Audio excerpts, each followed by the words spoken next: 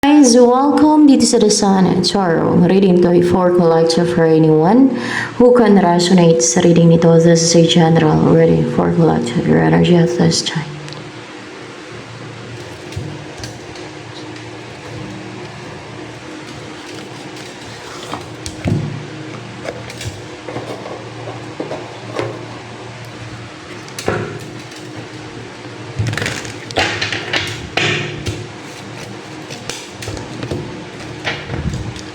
Knight of Wands in reverse. What's with the Knight of Wands in reverse?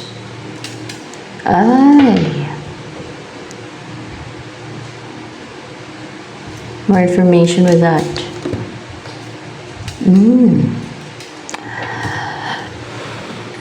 Instead na makapang-atake sa'yo, yung ginagawang aksyon, no, na goal-driven pa naman, ay tumatalikod o ano yan,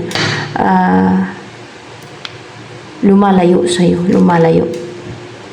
Hindi, tumatalikod, kumbaga, didiretso tapos parang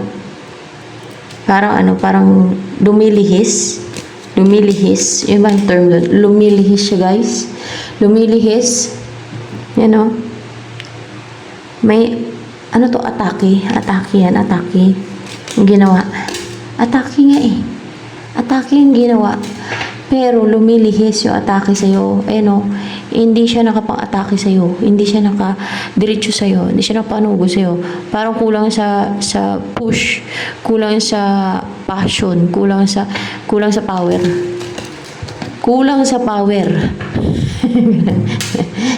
O, hindi kayang pasukin yung auric field mo. Ganun ba yun? Hindi kayang pasukin yung auric field mo na makapang harm sa'yo, makapasok sa'yo.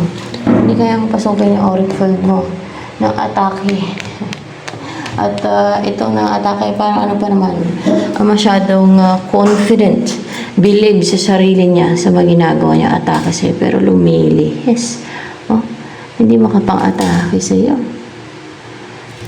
Atake niya. Ano pa? Ang upright ba tong Three of Wands in reverse? Hindi kanya mapatingga kung gusto niya madelay, magkaroon ng waiting, o mag-antay ka na mag-antay sa person mo, sa blessing na darating sa iyo, mag-antay ka na mag-antay kasi hinarangan niya, no? Minablock niya, no? Hindi niya na ma-block yun, no? Kung ano man to. Hindi niya na ma-block yung blessing ba yan?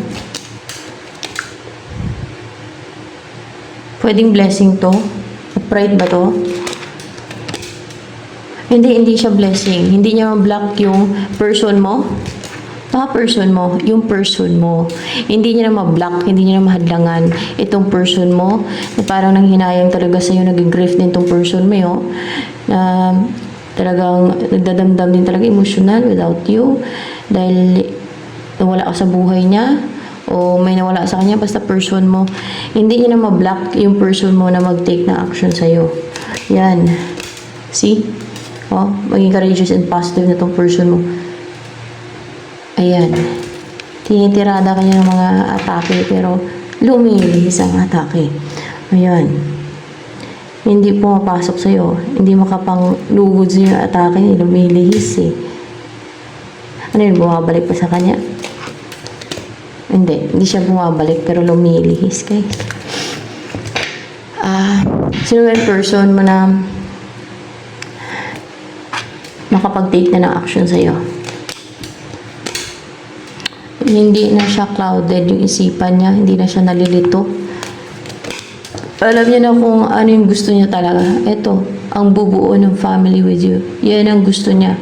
So, alam niya na kung ano yung gagawin niya, no? Para mangyari ito. So, ano ba daw ang gagawin niya para mangyari ito ng person mo? Kasi alam niya na kung ano yung gagawin niya. Ang mag-take na action. Ayan. Ang huwag magpahinder. Ang huwag dala sa manipulation,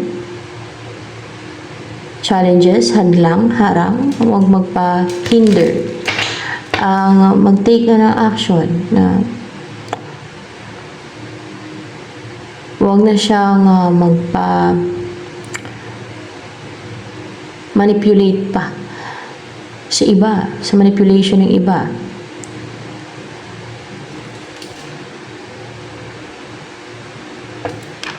At ano pa, feelings ng person na to na si Seven of Cups in reverse sa'yo. Sa'yo.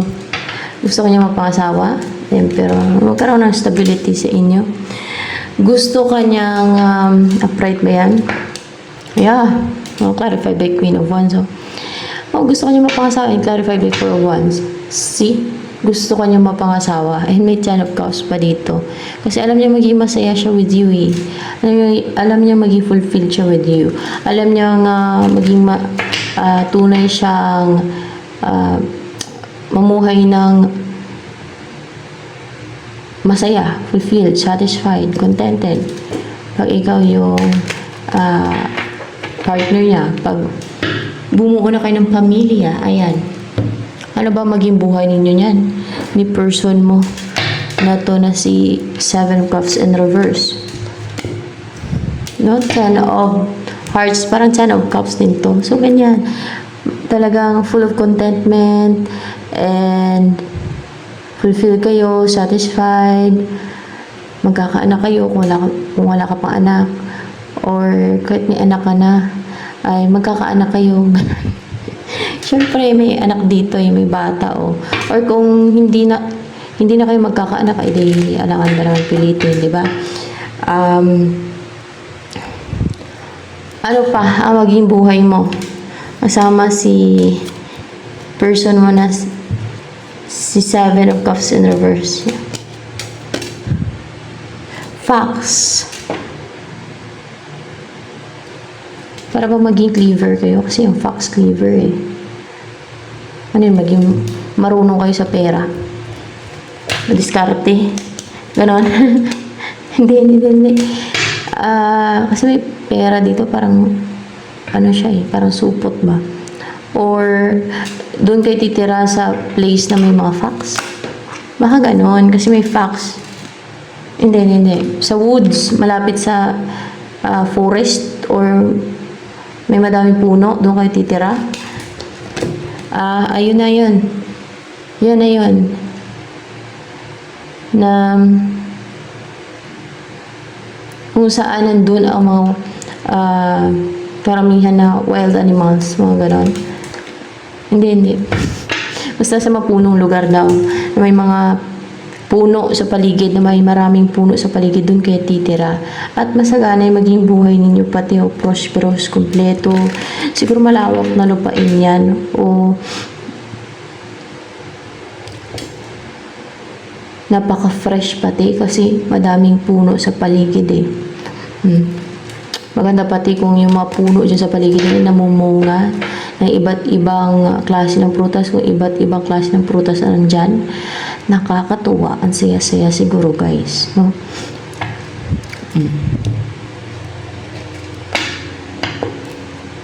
Pag mga ganyang place na may maraming prutas, it's so fulfilling. Ewan ko lang sa iba. Ayaw nila ng ganon. Yung iba ay gusto yung ganon. Like me. Gusto ko yung may maraming prutas. May maraming gulay sa paligid. Sa akin. Yung iba ayaw nila. No? Iba-iba kasi na ang gusto ang tao eh. Pero para sa akin, napakasarap ng buhay na ganyan. Tahimik. Yung maraming prutas sa paligid. Gulay. May mabulaklak pa ba? Ang saya pag gano'n. It's so fulfilling. No? And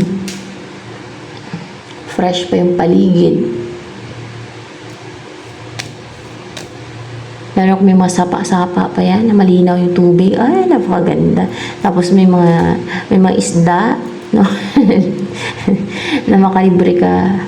Like, katulad sa ibang bansa, sa Alaska ba yun? May, dun eh, may mga salmon sa mga sapa nila, sa ilog. Ang babaw lang. Ang dami, guys. Nakakatuwa. Tapos may makukuha ka pang mga prutas sa paligid. Ang saya siguro, no? Pagka ganun. So, ano pa? Ang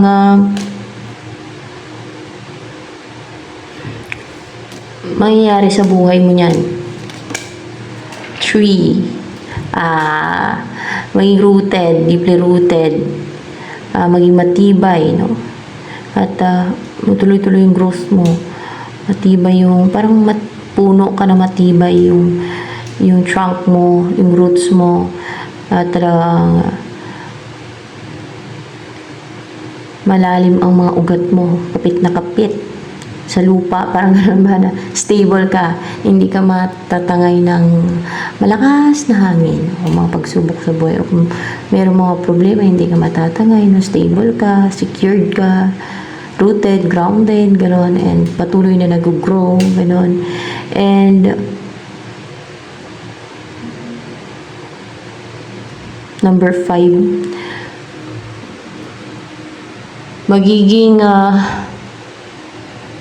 harmonious, there's balance, and maganda yung communication ninyo ng person mo. Wala maging problema sa inyong communication, ganon. Kasi number 5 is communication, ganon. So,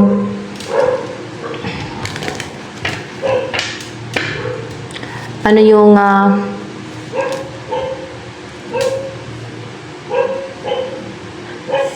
iniisip ng person mo na si 7 of Cups in reverse yung ngayon? Yan ang iniisip niya ngayon. 9 of Wands. Ang protektahan ka? Yun ba yun? Yun ang iniisip niya? Hindi. Iniisip niya sa'yo ngayon. Ang dipinsahan ka? Bakit dipinsahan ka? Yeah, ang dipinsahan ka pag na-unite na kayo, pag nagsama kayo, siya yung magdidipinsa sa'yo. Kasi gusto ka niya mapasawa, di ba?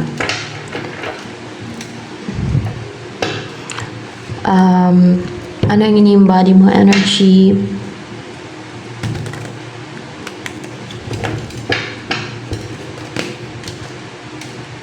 Ay. Naka-align ka sa mission mo right now. Mission kasi yan eh. Yun ba yun? Naka-align ka na ngayon sa mission mo? Oo. And yung mission mo ay connected sa inyo ng person mo. Tama. Yung mission mo ay connected sa inyo ng person mo. Yung ma-unite kayo, yun ang mission mo. Yung magsama kayo. Oo. Yung mabuo kayo. Ano yung twin flame mo ba yan? Twin flame mo nga. Ito. Kaya may 6 of Cups eh. Oh, yung mabuo kayo, di ba yung twin flame, feminine and masculine, pag nabuo ay buo yan, no? Kompleto. Buo. Yan ang mission mo. Ang isa sa mission mo yan, o yan ang mission mo. Yan ang purpose ng God sa'yo.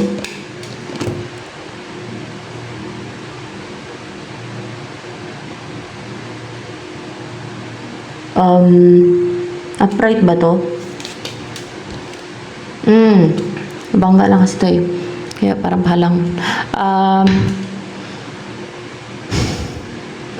Oo, yan ang purpose ng God sa'yo. Kasi dito na. Bangga siya. Yes. Kasi, bakit mission mo? Mission ninyo ang ma-unite, ang magsama. Dahil magkakaanak kayo? Ganon? Hindi dahil sa yung magkakaanak kayo, hindi ganon. Ang sa mission ninyo, no? Kundi, kadalasan niya may gagawin kayo together. Maybe, yeah, may gagawin kayo together. Magkakaroon ng collaboration, no? Collaboration.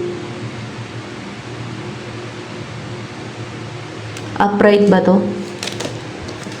Hindi. Hindi magkakaroon ng collaboration. Magkakaroon lang ng pagtutulungan sa inyong dalawa.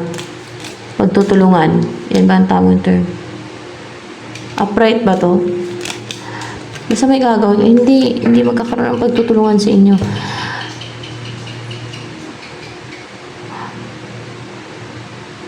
Basta kailangan lang ma-unite kayo. Ganon. Magsama kayo, mabuo kayo. Dahil powerful pag nagsama kayo. Magbuo kayo. Hindi eh. Ano kaya no? Yung inyong destiny. Ano kaya ang inyong mission together? Meron kayong gagampanan. Upright ba to? Meron kayong gagampanan. Meron kayong gagampanan. Kaya meron kayong gagampanan.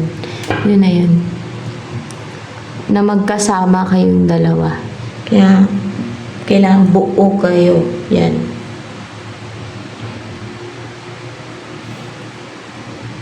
Ano ba ang nagustuhan sa'yo? Ni Seven of Cups in reverse na yan. Ba to? The Mother, you're stable kasi number 4. You're secured. Pure kasi may puti dito. And lahat na sa'yo. Your marriage material. Kasi yung Mother na to ay para empress nito si Bandek. And affectionate kasi mga hayop. Yeah, kasi may hayop dito. May turtle. Ay, clarified by? O, see? Meron pating dito, yung rabbit, and kung nakita niyo yung babae, napaka-affectionate sa mga hayop. Yun pati na gusto niya sa'yo. Para kang nanay ng mga hayop. Or else ay, kung hindi man ganun, ay tinuturing mo na parang mga bata o anak ng mga hayop. Pwede rin ganun. Kaya nga affectionate to. Ganun ang mga tao affectionate, mapagmahal sa hayop. Kaso lang, pag abusado, ay kailangang pagalitan, no? Kailangan sawayin, no? Yung hayop. Ganun. Pagpasaway, kailangan sawayin, syempre, para matuto. Ganun yun, di ba? Kung hindi mo sawayin, ay hindi niya alam na mali yung kanyang ginagawa. Lalo at hayop yan. And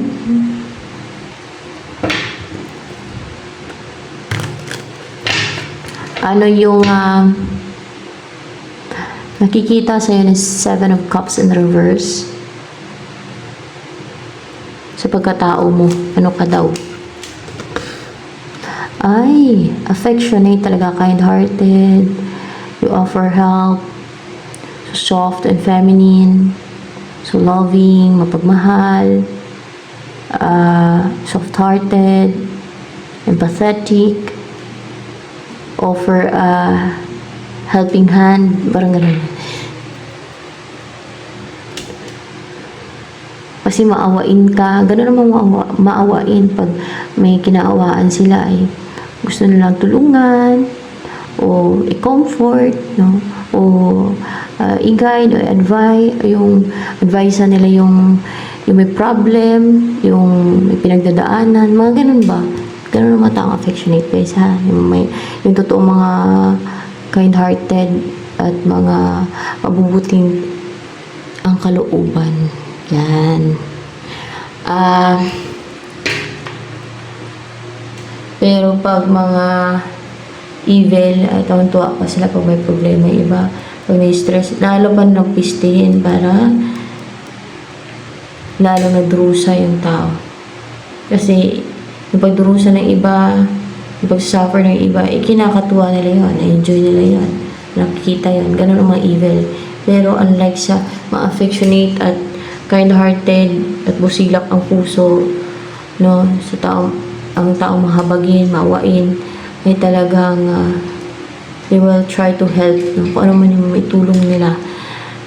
Ganun, sa taong may pinagdadaanan, may problema. Yung mga evil ay samantalahin pa nila yan. Pero yung taong affectionate, tutulungan nila yung taong may problema at may pinagdadaanan. So, pag mayroong mga tumulong, no, kunwari, may tumulong sa inyo, na nag-offer ng tulong, na hindi kayo sinasamantala, instead tinutulungan kayo, kasi naawa, no, you have to be grateful. Huwag niyong samantalahin yung tao na yun. Huwag niyong abusuhin, no? Pasalamat kayo sa God at may gustong tumulong, ganun, no? Pero hindi lahat ay dapat pagkatiwalaan yung gustong tumulong kasi yung iba.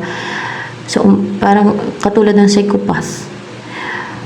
Ang mga psychopath ay may strategy yan sila na gusto ko nilang tulungan. Kunwari tutulungan ka nila pero may kapalit pala yun. May masama pala silang intention. So, you have to be wise din and you have to be aware din, no? Kung ano intention sa inyo ng tao na gustong tumulong sa inyo kasi instead na matulungan kayo baka mapahamak pa kayo, di ba? So yan, kasi may mga psychopath na may mga tao may disorder kasi at ewan ko baka may sapi sila. Kaya ganon, mga psychopath yan talaga hindi talaga sila mapagkatiwalaan kasi wala silang empathy yung mga psychopath, no? At yung mga evil na mga tao, may empathy man yung mga evil na tao. Yung psychopath, wala talaga empathy yan. Wala din konsensya yan. Yung iba, makaramdaman sila ng empathy, like sociopaths, narcissistic, and yung mga ibang evil, pero nire-reject nila yun. Hindi nila pinapakinggan. Yung pinapakinggan nila selfishness, greediness. Dahil gusto nila makuha, yung gusto nila makuha. Yan.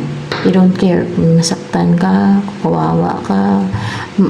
Umiiral paging selfish nila. Yung paging greedy, paging gahaman.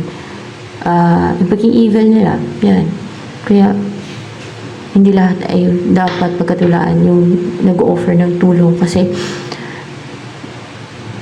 iba-iba ang tao, guys. So, kaya ako na-reveal yan para magkaroon ng awareness sa iba din, no?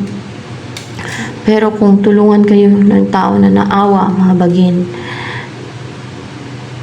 ng tao na pag tinulungan kayo, wala nang kapalit yun, no? Be grateful. Madalang ang ganyan, kadalasan mga chosen one. Mga ganun ang mga tao. Matulungin kadalasan mga chosen one yan. Hindi na yung nag-expect ng kapalit na gantihan mo pa. Palitan mo, hindi na. Tulong na nila yun kasi naawa sila. Yan. Parang may anghela na bumaba sa lupa at tinulungan ka. Nakasumpong ka sa mga ganong tao. Okay? So, yan.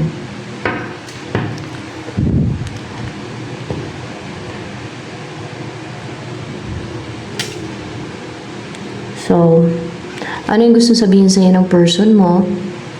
Na yan.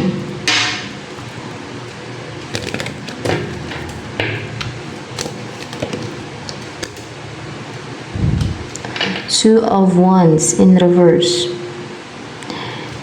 Hindi daw nagtagumpay na napuntahan ka kasi travel eh. Oo, hindi nagtagumpay na puntahan ka kasi may humarang. Kasi may humarang, may nag-restrict sa kanya. There's restriction, may nag-restrict sa kanya, guys. Yun ang gusto nyo sabihin sa'yo. Para hindi ka magtampo, para hindi ka magalit. Hindi. Para alam mo, yun ba yan? Hindi. Para, bakit niya sinasabi yun sa'yo na ganun? Para aware, para hindi ka sumama yung loob mo. Hindi. Para hindi ka mag-emotional. May clue. Ito, the moon. The moon. Yun na nga. Para hindi ka mag-emotional, no? So ibig sabihin, nagkikare siya sa'yo. Ayaw niya mag-emotional ka. Ayaw niya mag-malungkot ka. Ganon. Oo. Ayaw niya mag-emotional ka. Ayaw niya malungkot ka. So, yan. Ano ba ang gusto bang sabihin sa'yo ng person mo na yan? Hindi na siya stuck ngayon, hindi na siya confused. And positive na siya ngayon. Tama ba? The world. Positive na siya na gusto ko niya makita. Oh yeah, interesado siya makita ka. And then for also, at ang magsama kayo, magkaroon ng stability sa inyong balance. I-keep ka na niya. Ang magsama na kayo sa isang bahay. Kasi, parang sa loob ng bahay tayo, ang mapangasawa ka na niya. Ang makip ka na niya. Ayan o.